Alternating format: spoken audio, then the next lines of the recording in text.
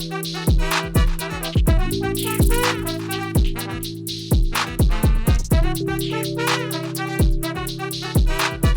guys, welcome for tuning in to this edition of Free Thinking with Montel. I'm so excited to have my guest on that I have on the show tonight. But before I introduce her, I want to tell you a little bit about what our conversations are. I've had a lot of people who have and are really true survivors of the same illness that I have that afflicts so many people around the world, MS.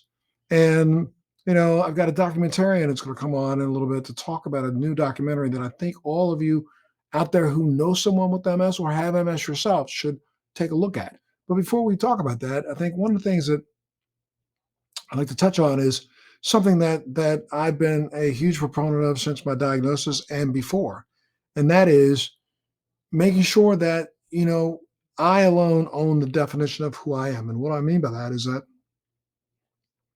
when I got diagnosed with MS, it was one of those shocking moments in a doctor's office where the guy literally almost nonchalantly said something to me about, "Oh, I think you definitely have MS, and oh, by the way, you'll probably be in a wheelchair in about 5 to 10 years." And I was like, I looked at him like I wanted to smack him upside his head. Like, how the heck can you put a crystal ball out there when last time I looked, doctors weren't magicians and nor were they God. So how can you predict what's going to happen to me? But it caught me off guard because he didn't know me before I walked in that office. And now, based on something that he read in a book, he was going to turn around and tell me what my life outcome would be, not giving me an opportunity to even consider there might be something that I could do that might impact the progression of my illness or at least help me slow down the progression of the illness. He said nothing like that. So the first thing that I did that was really, I think the most important thing that I did was that after I got over the sullen shock and the depression over the words that came out of his mouth, I then, unfortunately, the internet was just now becoming robust. This was in 2000. And I jumped into the internet and jumped into the library and started digging as deeply as I could to see if I could learn as much as I could about my illness. And what I found out literally shocked me. As much as, most of the prognoses that were available from doctors' mouths and doctors' journals painted this, dire next 5 to 10 years of my life. I also saw some literature talking about how just basic lifestyle changes could impact my life, not just with MS, but my life in a myriad of different ways.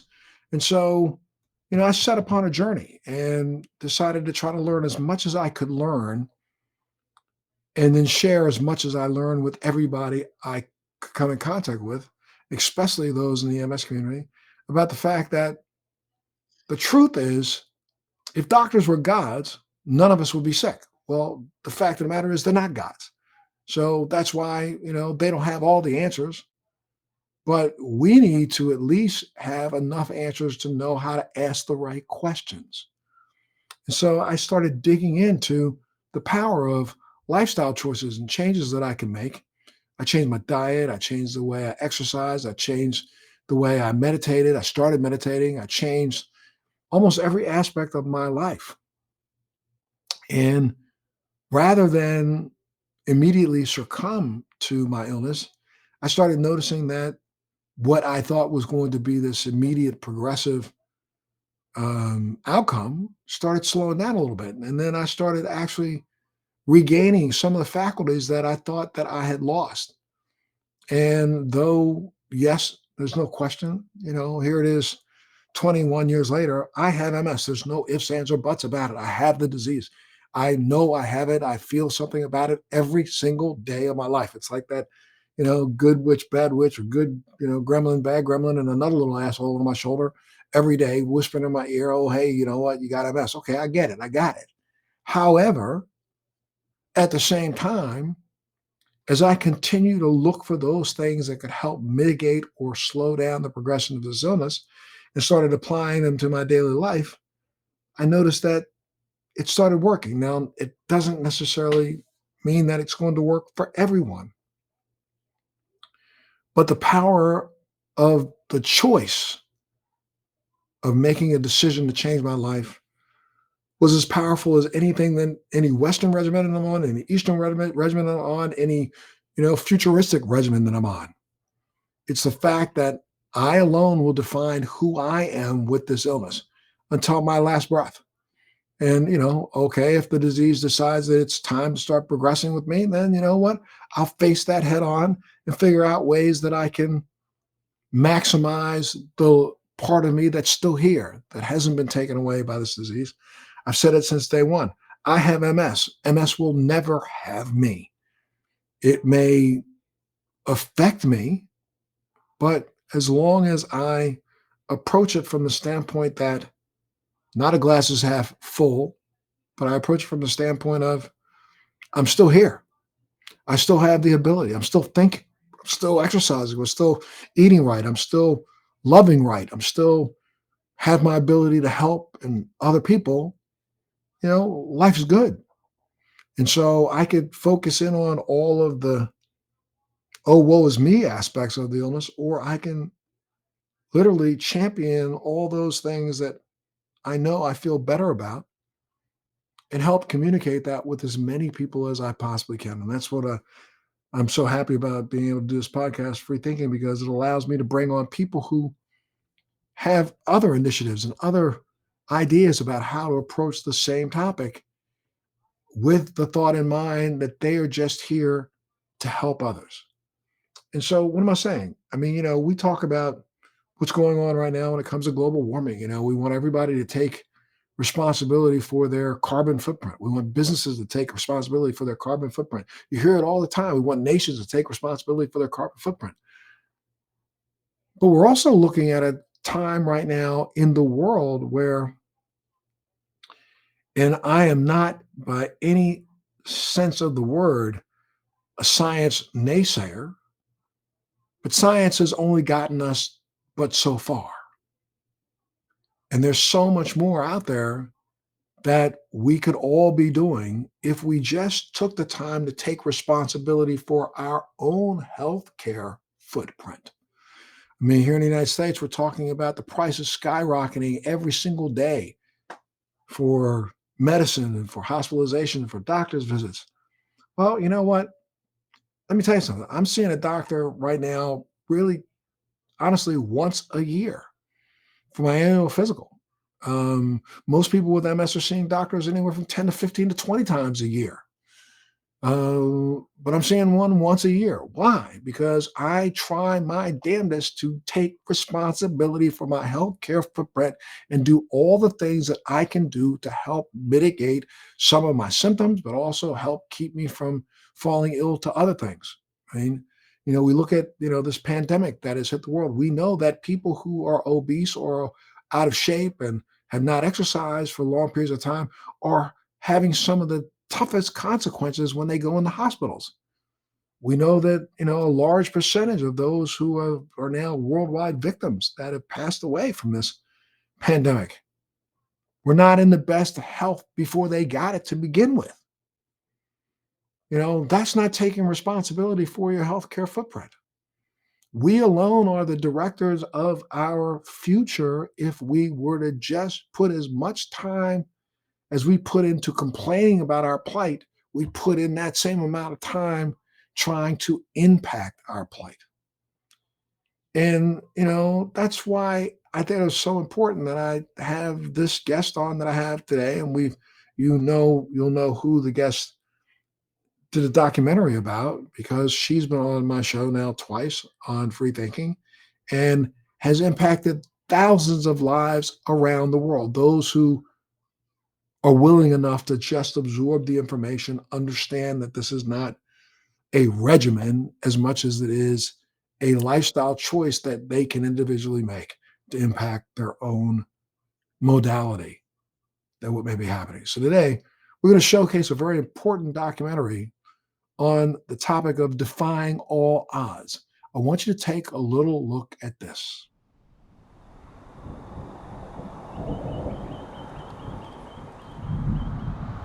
I was really struggling with picking up my left leg. And it was very clear that something was very wrong. saw a neurologist, and they said, well, this could be bad, or it could be really, really bad.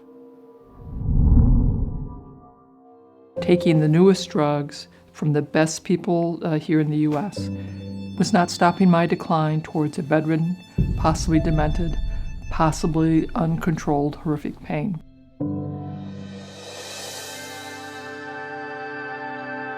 I did not expect to recover. For years, I thought it was genes were the biggest risk factor. Diagnose people quickly, treat them with drugs. That's the conventional medicine. What I really should have been doing was focusing on the environmental factors and addressing those.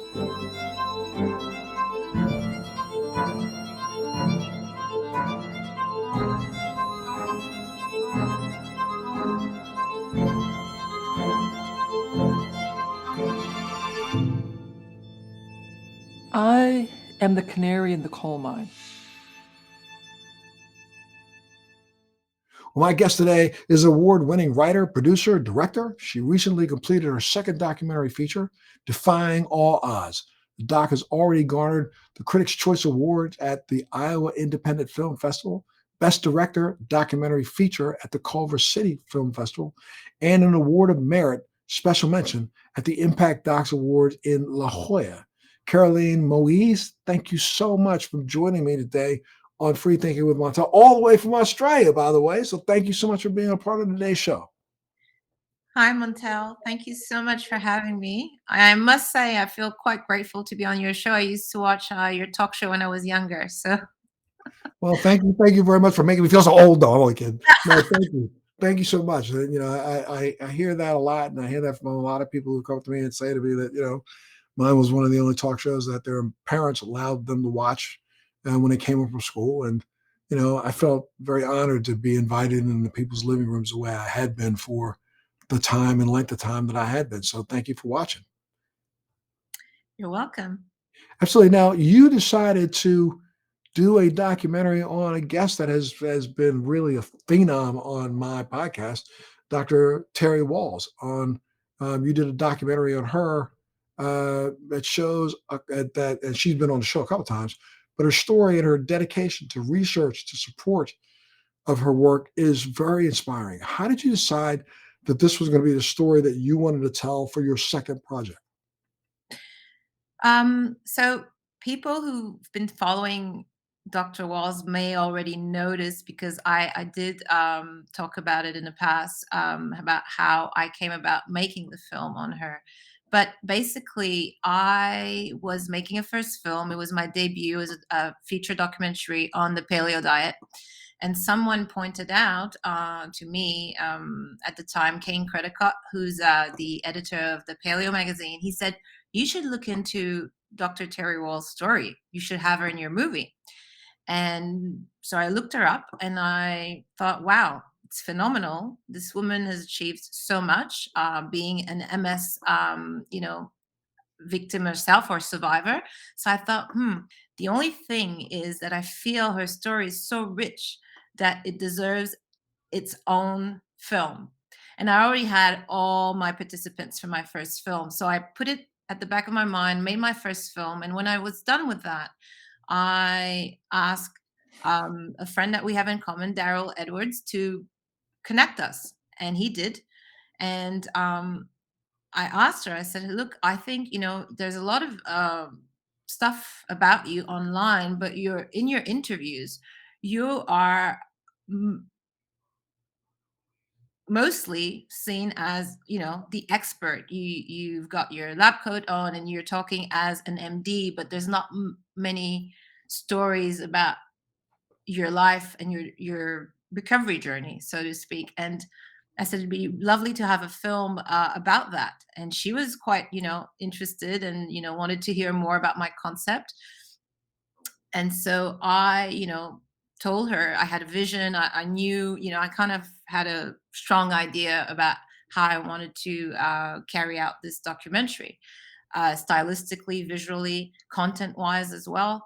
And we went back and forth emailing and talking and developing the idea. And This is a story I've never told actually, Montel. So your listeners are going to be the first to hear this.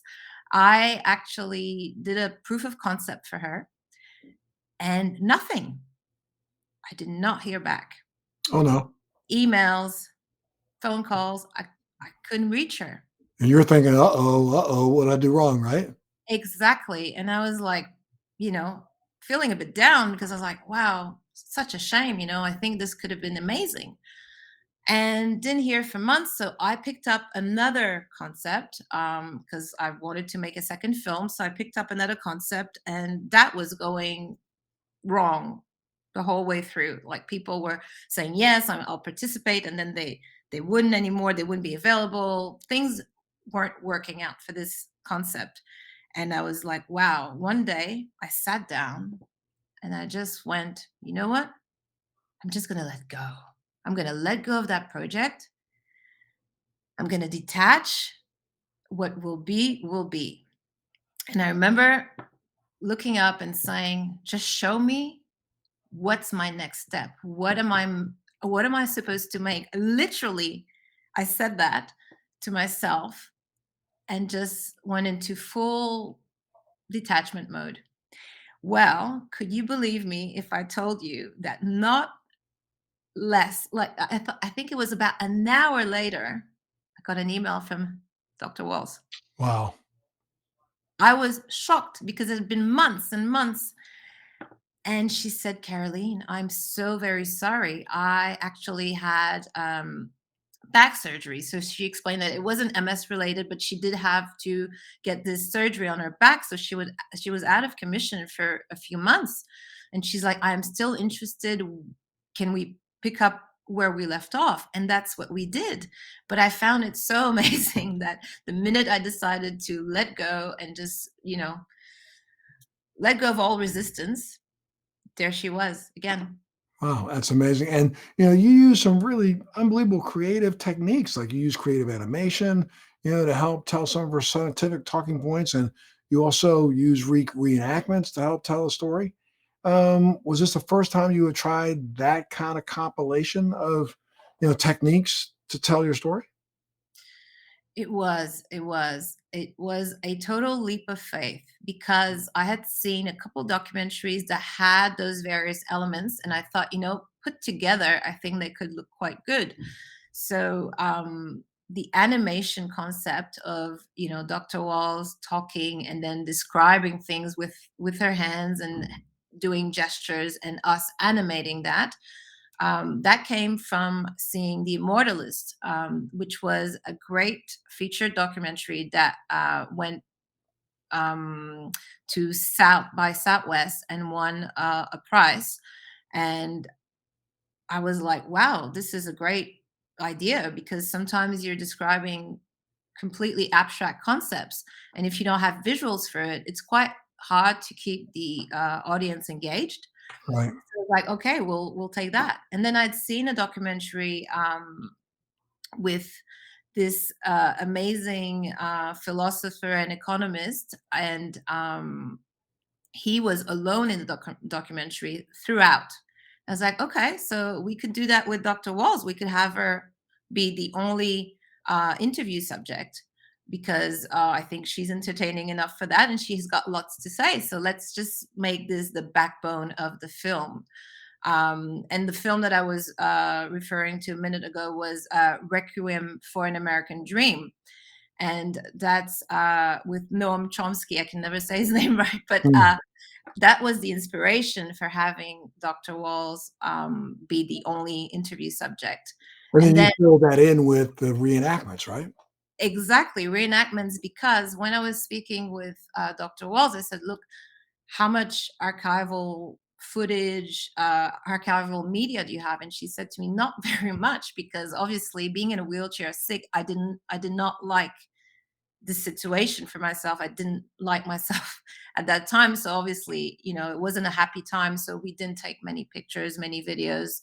And I was like, well, you know what? Then we'll have to recreate those scenes so that the audience can really be immersed in, that journey of yours. And that turned out to do quite well, actually, quite well. Despite the small budget, we pulled it off. You did a really nice job of that, absolutely. And, Thank you. now, I mean, you look at your first film, which We Love Paleo, yeah, talk a little bit about your passion for telling stories that are focused on the connection between, let's say, food choices that we make and our health. Well, I think you could say that I've tried pretty much everything under the sun when it comes to diets and dietary templates. And so I used to train a lot when I was in my 20s. I was a fencer, so I love fencing, and I was fencing quite a bit, 30 hours per week, because I was also competing. And my coach would tell me he gave me a diet. He said, look, this is what you got to eat. You'll be so healthy. You'll be so strong. You'll win all the medals. And eating that stuff did not make me feel any better. If anything, it made me feel worse. Mm, Bloated. I didn't sleep well. I had all these little ailments, and the diet consisted of mainly rice, legumes, lots of it, and wheat, and dairy. Of course, I ate dairy, a lot of it, and I was wondering, why is that? Many years later, because I was like, my coach, I'll just trust the coach, right? So I was doing what he said that I should do. But many years later, I started looking into why I wasn't feeling good no matter what I ate. As soon as I ate anything that was like a grain, boom, those ailments would reappear. And so I thought to myself, there must be a better way. And I decided, why not go vegan? And I'll try that. But I know that grains make me a bit, ill. So I'll go raw vegan. So I did, but that didn't last more than, I think, 2 months, because it was unsustainable. I felt tired all the time. I felt like I wanted protein. Um, and then protein was eating soy, but then you can't really, you've got to, either it was like drinking soy milk, or it just wasn't working. It was, to me, completely unsustainable. I was always hungry, feeling tired, and then looked into it some more. I decided, okay, this doesn't work for me. Let's try something else. And that's how I came across the paleo diet. And as soon as I read about it, its tenets, the principles, I was like, it resonated with me. I was like, wow, it feels like this is probably what I need.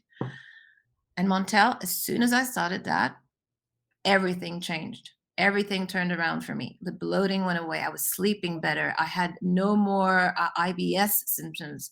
It was just phenomenal. And I felt better. And I think, people were seeing me in the streets and saying, hey, what are you doing? You look amazing. I was like, mm, well, I started following the paleo diet and I feel quite awesome. that's And unbelievable.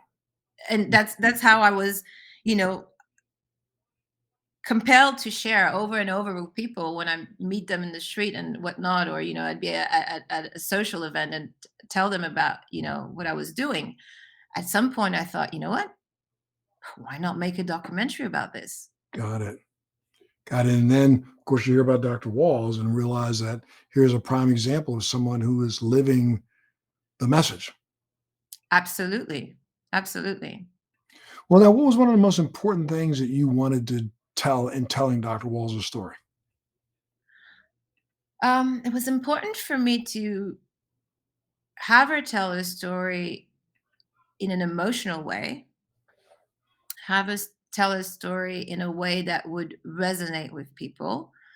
I didn't want them to see her just like, oh, okay, I've seen Dr. Walls in this, that, and that other interview, and I know what she's going to talk about. I wanted her to tell her story in a fresh, new way. That was very important for me because, when you're interviewed over and over, and she's done dozens of interviews by now, you become accustomed to the way you actually um, recount your journey. And I thought, well, we need this film to feel fresh. So the questions were tailored to that end. So I asked questions that, she hadn't been asked many times before, or, never really extrapolated on. So that was at the core. It needed to be emotional and it needed to be fresh. Man, were you shooting this during COVID, or did you have all your shooting done before COVID broke out? Before that was in 2018, actually. Okay. Okay. Gotcha. But now you were editing through the beginning of COVID, right? Um, n- no. No, So okay. basically, we shot in 2018, and I edited in 2019, all the way through to 2020, and we released the film in October 2020. Gotcha. So you got it out right as the pandemic broke. Exactly, and everyone was saying it's the perfect time to release a new documentary on the subject because everyone is looking for answers. Right. And I'm just wondering, like, what has been the response? It's been amazing. People are not a week goes by without people reaching out via email and saying, "Thank you so much for making this film. Dr. Wahls is amazing. She's changed so many lives, and she's such a beacon of light." And I believe that too. I'm like, we need more people like her, and she's an amazing storyteller as well. So I'm just really happy when I get these emails, obviously, because it means that I'm helping spreading her message, and that makes my day, to be honest. Hmm. No, again, we're looking at a time right now. The world still is faced with this huge pandemic, and we have people, including myself. I will tell you that I've not been as strict as I should have been during this whole period of time, and living in being isolated in my own home. I made some choices, but I made them. And I live with them, and now I'm moving on from them. But why is it so important right now, more than ever, for a film like this? Well, like Louis Pasteur said, I don't know if you know what he said on his deathbed. The French microbiologist said, you know, germ is nothing, terrain is everything, because he realized that our immune system and how strong the immune system is at the end of the day what counts. So obviously with the pandemic, there's an even greater motivation to really make sure that our immune system is strong enough to withstand whatever attack comes from the outside. So it's, I think, the perfect time for people to look into, how can I improve my health? How can I make sure that I'm resilient enough? I'll never forget one of the first interviews I did back in 2020, right after I had been diagnosed. I went on a webcast. It wasn't a webcast. I went on a radio interview, and I literally I was talking to, there was another doctor on the panel with me, not another, a doctor was on the panel with me. And I, went off on, because I had just started digging in deep for myself. And this is back in 2020. I was saying, I really need to pay closer attention to my immune system, because since this is what they call an autoimmune disease, I need to make sure that my immune system is operating at 100% the right way. And so there's some things that I need to do. And this doctor literally, jumped down my throat a little bit and said, "You shouldn't things like that." And I was like, we got in a little bit of an argument on air, which me ended it with him saying, "Well, you can't just say things like that to people, because people will take the wrong impression." I said, "Well, slow down, dude. Why are you so nervous?" And I still find it now that there is such pushback out there. As much as there has been lots of zealots who have now come to the table and seen your documentary, so many more need to, because there's a lot of pushback in the medical community about some of the things that Dr. Walls talks about. Because there are doctors who make more money off of trying to make sure that they can sell as many pharmaceuticals as they can. Absolutely. And it just, I mean, have you found and heard a lot of pushback saying, "Oh no, she wasn't right. Why did you do this? Why did you put this information out there?" Have you heard anything like that? So far, so good. Not that much, actually. I know that Dr. Walls has experienced a lot of pushback as she was developing the protocol and still now. But I personally haven't so far. I think the people contacting me are people that are genuinely um, happy that I made the film. So that's good, I guess. But yes, there is always, there are always going to be naysayers. There are people that have vested interest in us taking pills, and Absolutely. that's unfortunate. But this is also why it was so important for me on our film poster. The slogan of the film. Yes, the title is "Defying All Odds," which I thought describes very much so what Dr. Walls went through. But the slogan is "The power of healing lies within you," and that's a sentence that comes from Dr. Wall's book, The Walls Protocol. And when I read that, reading her book, I was like, that's the essence of it right there. Right. We Well, are in charge of our own health. Our you health is in our should be. that's another reason why it was completely crucial for me to make the film is I wanted to show people how it could be done. I wanted them to feel empowered. Now, so you're probably getting ready to start your third film or move on to the next project. But I mean, what are some of the challenges in documentary films today versus, let's say, 4 or 5 years ago? Because I mean, I think, with what I've kind of found in the medium of the media is that we've all gotten so caught up in wanting to have either something confrontational or a battle, and a battle with only a little bit of information. Because if you give too much information, then you overwhelm the viewer. What's the challenge right now in trying to make a documentary film that people will gravitate to and want to see? I think the biggest challenge is how do we keep people engaged?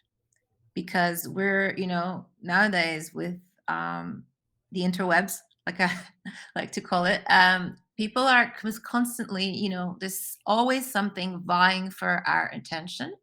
And basically, attention spans, studies have shown that attention spans are becoming shorter and shorter. So basically, how do we make a film that will have that hook people in, and make them want to watch the rest of the film because I know that I have important information for them and I'd like to educate them on certain things.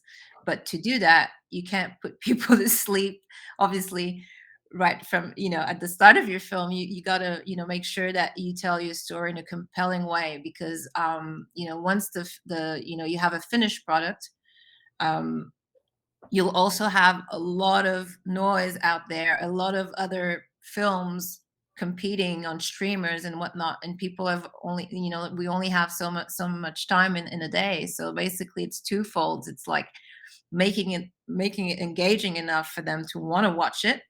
And it's not always that obvious when the topic is, autoimmune and health. Those are a bit more, in the film we went into detail with autoimmunity and how the body works. And sometimes it's not that easy to make these subjects interesting, which is also why I thought, well, great, we're going to marry both things, the science and her journey, and that should engage people from the start. And then, like I said, making the film after that, it's like, wow, okay, well, there are thousands other movies out there. How do we make sure that this one gets seen? Gotcha. And now, how many languages is the film in now? Well, we now have German subtitles, Spanish subtitles, and very recently French subtitles, which makes me very happy because it also means that my family back in Montreal they don't speak much English, so they can now actually watch my film. That's great. That's so We're good. also, I should add, Montel, that I've been asked, people have reached out to me asking for me to make the next language be Portuguese. Wow. Because in Brazil, apparently the situation is a bit dire when it comes to, the population's health. And some people have said, please make the next language Portuguese because I think it could really help people down here. Absolutely. That's unbelievable. And now, if people wanted to have access to it and see it, Where do they go? So they can go to Defying All Odds Movie, so all in one word, defyingaloddsmovie.com, and then they just can click on the tab called Watch. Okay. Just defyingaloddsmovie.com, click on the tab, watch. And if people wanted to reach out to you, where would they go? Social media. They can actually just simply subscribe to the newsletter on the same website. And there's a field there, and they can type in any question they want, and then I can, reply to them like that. There's also, we have social media channels, so they can reach me through there as well. Instagram is at We Love Paleo, and Facebook, we have a dedicated Facebook page for the film, which is facebook.com/Defying All Odds. And I wanted to say as well, Montel, that for anyone wanting a discount on the film, we do have one for your listeners. Oh, wow. Thank you. Welcome. So it's Montel_DAO 2021. So Montel_DAO 2021. So if they type this in the checkout box, they'll be able to have the film for nearly half price. My goodness, everybody I think who's listening in and tuning in right now is probably going to go up on there and try to pull that down for you. So thank you so much for giving a gift to my viewers and listeners. I sure hope so. Welcome. And I hope that they do that. I can't thank you enough for being a part of Free Thinking with Montel today. And how is it in Australia right now? How are you guys dealing with the COVID? Is it coming under control? We just reopened last week, so slowly but surely things are reopening. We reopened after 106 days of hard lockdown, so it was a tough time, I think, down in New South Wales, which is the state where Syndey is, and also Victoria is going through a tough time at the moment. Melbourne is under full lockdown, and they will be probably for the next few months. But here in Syndey, things are getting back to the new normal, as they call it. And do you have vaccinations there, or is it just because it's run its course? No, we the politicians down here have decided that at 70% we would reopen, and that we hit that mark last week. And when we hit 80%, more freedoms will be given back to us, let's say. And that includes no more mask wearing indoors and outdoors. So people are looking forward to it. But at the very least, right now, people can actually go to restaurants and have a meal with friends. And that's something that we haven't done for so long. So everyone's quite excited. So, but again, people are at least trying to take responsibility for their own healthcare footprint, still masking and doing the appropriate things and trying to get that number up to 80%, right? Absolutely. And we're very close to 80%, actually. Very close. I think it's we're missing a point or two to reach it. So Well, it's good news.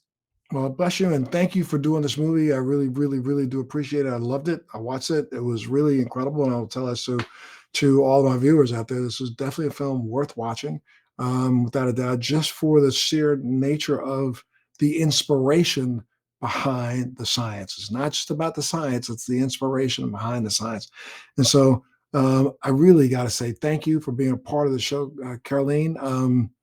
I'd love to have you back. You should let us know what your next project's going to be, and when you get it done, come on back, and we'll have you on again. Thanks for having me, Montel. Really, I feel very grateful to be on your show. So thanks again, and please continue your great work. More power to you. Thank you so much. And you guys out there, you've been tuned in. Keep tuning in. Keep watching. We've got more great information coming your way on Free Thinking with Montel. We'll see you next time. Thanks for joining me on Free Thinking with Montel. Please make sure you're subscribed and hit the bell to be notified when new episodes post each week. We'd love to hear feedback, so please send us your comments.